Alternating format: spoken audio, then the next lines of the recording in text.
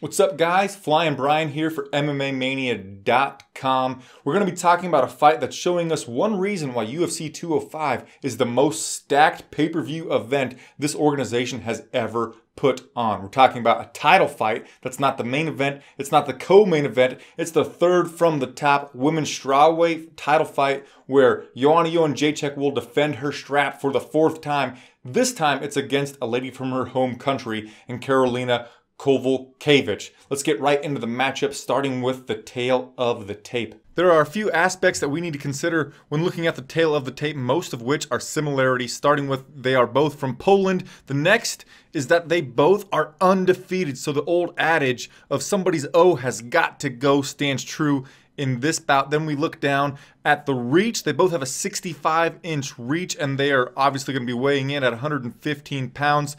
Joanna has a slight height advantage, which will play into the matchup in terms of stylistic offense a little bit later. The last thing that we need to consider on the tail of the tape is that Karolina has not attempted a single takedown in her UFC career, and Joanna has attempted a few. She went for a takedown twice against Claudia Gadelha, but obviously she is a stand-up significant striker as well. So this fight is going to mostly be taking place on the feet. So in terms of stylistic offense and defense, let's just focus on how they match up in their offensive and defensive striking. Now, I mentioned Joanna has a 3-inch height advantage, and that's going to play in a little bit because she is better at a distance where Karolina is better up close. Joanna is in tune with slipping punches, getting just out of the way of them, and then firing back offense. Where Karolina, when she goes in for offense, she's going to be leaping in to go in for her strikes. At a distance, not only will Joanna have the advantage offensively, but I think defensively too, because Karolina, when the fight is at a distance, she will often drop her hands, which makes her susceptible to taking damage. Joanna has her guard up no matter where the fight's taking place, so I think defensively she is a little bit more sound. Joanna has a stinging jab that whenever she throws that thing, it is going to hurt her opponent. Now, not necessarily get them a little bit discombobulated, but it's going to land, and it is a stinging jab, and she will throw it from both orthodox and southpaw. She's mostly an orthodox fighter, but she does switch stances every once in a while, throws ones and twos from both sides, where Karolina is going to be in an orthodox stance the entire time, and she throws more of a pawing jab that most of the time she doesn't plan on landing it. It's more to gauge distance. She'll be leaping in after a couple of pawing jabs to go in for a combination, 1-2 leg kick, what have you, and then she's going to be looking for the clinch, which is nuts because Joanna Jędrzejczyk's kryptonite, perhaps, or where we've seen a little bit of weakness on her. She doesn't have too much weakness whatsoever, but if we were to find a spot, it would be in the clinch. Both against Claudia Gadelha in her last title defense and against Valerie Letourneau, both those ladies had a lot of success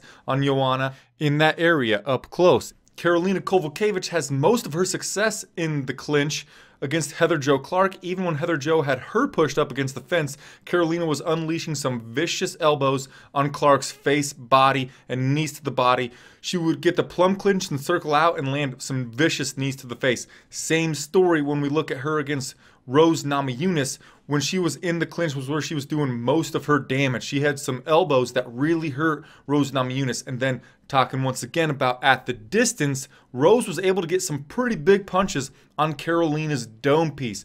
So Joanna's going to be looking to keep it at a distance. Karolina would excel if it gets close.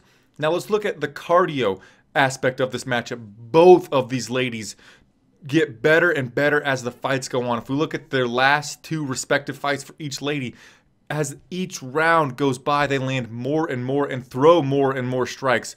But where they're going to be differentiated here is that Karolina has never been to the championship rounds, and Joanna has been there the past 2 times.